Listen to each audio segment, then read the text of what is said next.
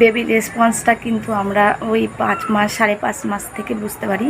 তো আমিও ঠিক সেই টাইম থেকেই বুঝতে পারছি, খুব ভালো লাগছে।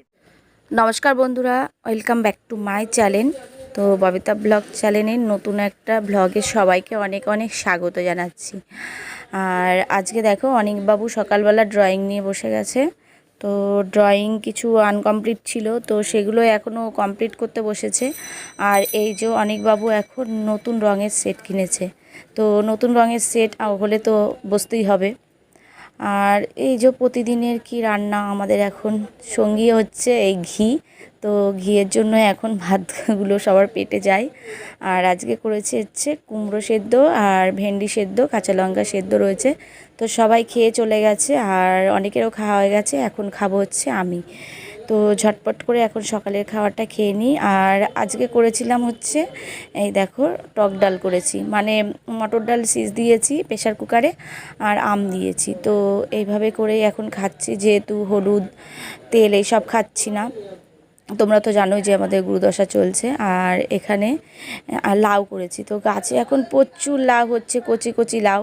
তো সেই লাউটাও সেদ্ধ করে একটুখানি ঘি দিয়ে নাড়াচাড়া দিয়ে নামিয়েছি, খেতে কিন্তু খুব ভালো লাগছে। বন্ধুরা, তোমাদের সঙ্গে কয়েকটা দিন ধরে আমি আমার কোনো ব্লগ ভিডিও শেয়ার করতে পারছি না। তো এই গরমে, এত গরমের শরীরটা না কি বলবো, এত অসুস্থ লাগছে। আর তারপরে এখন তো তোমরা জানোই যে আমাদের দুর্দশা চলছে।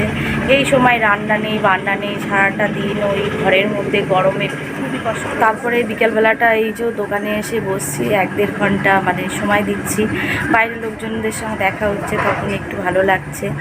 আবার ওই 8টা 8:30 বাজলে বন্ধ করে দিয়ে আবার ঘরে চলে যাচ্ছি।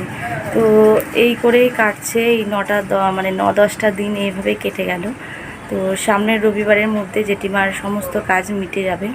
তো তারপরে একটু ফ্রি হয়ে যাব, তারপরে তোমাদের সঙ্গে আবার মানে বিভিন্ন কাজের ব্লগ। তোমরা তো অনেকেই জানো যে এখন আমার 6 মাস চলছে, মানে প্রেগনেন্সি।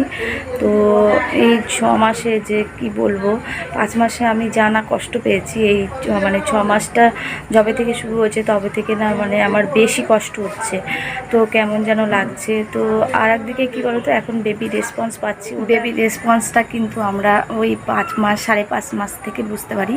তো আমিও ঠিক সেই টাইম থেকেই বুঝতে পারছি, খুব ভালো লাগছে, ফিলিংসটা ঠিক অন্যরকম, মানে সব কিছুর থেকে টোটালি ওটাও একটা খুশির দিক।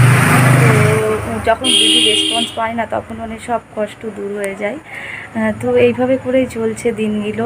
আর জানি না 4 মাস ঈশ্বরের কৃপায় তোমাদের ভালোবাসায় যেন ভালো ভালো মতো কেটে যায়, আর ডেলিভারিটা যেন ঠিকঠাক মতো হয়ে যায়, শুধু ভগবানের কাছে এই প্রার্থনাটাই করি। তো বন্ধুরা, আজকের মতো ভিডিওটা এখানেই শেষ করছি। ভালো লাগলে তোমরা অবশ্যই লাইক কমেন্ট করো, আর আমাকে যদি কোনো ভালো সাজেশান দেওয়ার থাকে তোমরা অবশ্যই দিতে পারো। তো তোমাদের সাজেশান অবশ্যই আমি নেব। তো চলো, আজকের মতো টাটা।